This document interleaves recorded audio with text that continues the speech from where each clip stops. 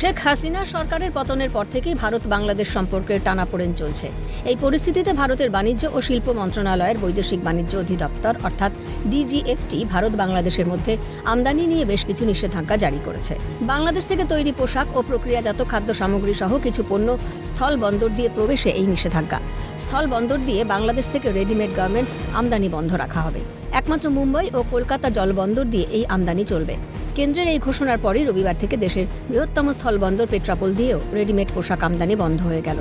বন্দর সূত্রে জানা গিয়েছে, বেনাপোল সীমান্তে 36টি ট্রাক গার্মেন্টস নিয়ে দাঁড়িয়ে রয়েছে। দুটি বন্দর দিয়ে পণ্য রপ্তানিতে বাংলাদেশের খরচ খরচা অনেক বাড়বে। ফলে ভারতের বাজার হারিয়ে বড়সড় ক্ষতির মুখে পড়তে চলেছে বাংলাদেশ, এমনটাই মনে করছে ব্যবসায়ী মহল। প্রভাব তো একটা পড়েছে আমাদের ইন্ডিয়ায়, যেটা হচ্ছে লেবার এর মধ্যে যুক্ত লোডিং আনলোডিং এ আমরা যারা সিএনএফ এর কাজ করি তাদের কাজটা আমরা কিছুটা হারালাম।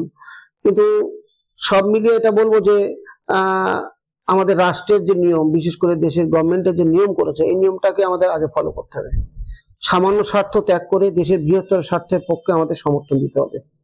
আর গার্মেন্টস গত পরশুদিন এসেছিল, যেদিন সার্কুলার হয় সেদিন মাত্র 13 গাড়ি আমাদের ঢুকেছিল। অ্যাকচুয়ালি কি অর্ডারের আগে বা পরে উভয় পাশের ব্যবসায়ীরা মিনিমাম হয়তো বুঝেছিল, কিন্তু এই মুহূর্তে বাংলাদেশের 36টা ট্রাক দাঁড়িয়ে আছে ওই গার্মেন্টস লোড করে। তবে অন্যদিকে এখনই কোনো প্রভাব পড়ল না এশিয়ার বৃহত্তম স্থলবন্দর ঘোজাডাঙ্গা সীমান্তে। অন্যান্য দিনের মতোই লম্বা লাইন পণ্যবাহী ট্রাকের। প্রতিদিনের মতো যেভাবে খালি ট্রাক পারাপার হয় সীমান্তে, সেভাবেই খালি ট্রাক পারাপার হয়েছে। রবিবার বাংলাদেশ থেকে 50টি পণ্যবাহী ট্রাক ভারতে এসেছে। ভারত থেকে 200টি পণ্যবাহী ট্রাক বাংলাদেশ গিয়েছে বলে সূত্রের খবর।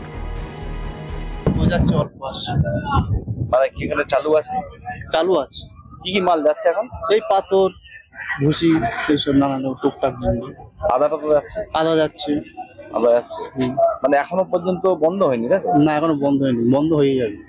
প্রভাব পড়েছে মানে এখানে আর গাড়ি খুব তেমন একটা যায় না, অল্প, খুবই অল্প কিছু যায়।